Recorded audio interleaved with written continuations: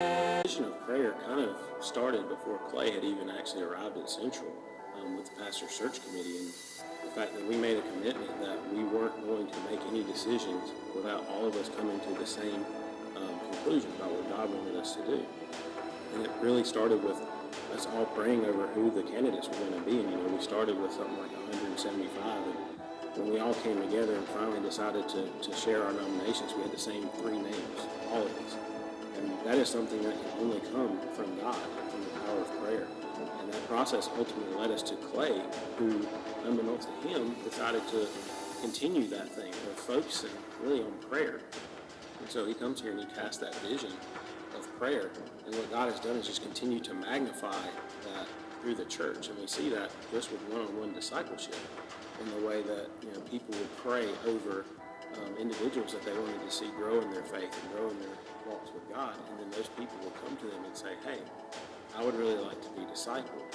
And so then we see that growth. We see that spiritual maturity begin to form. And it all came about because of the power of prayer. And so you can really see that's what the power of prayer is all about.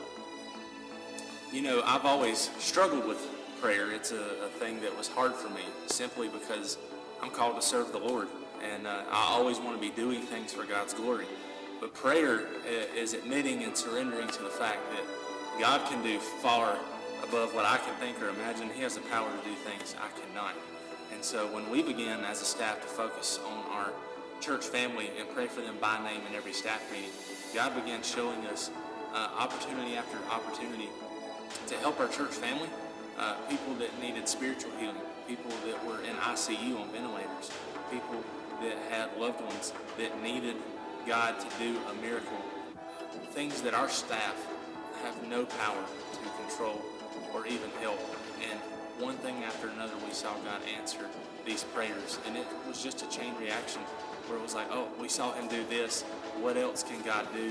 And we just began anything we could think of before the Lord and interceding on behalf of our church family and their loved ones.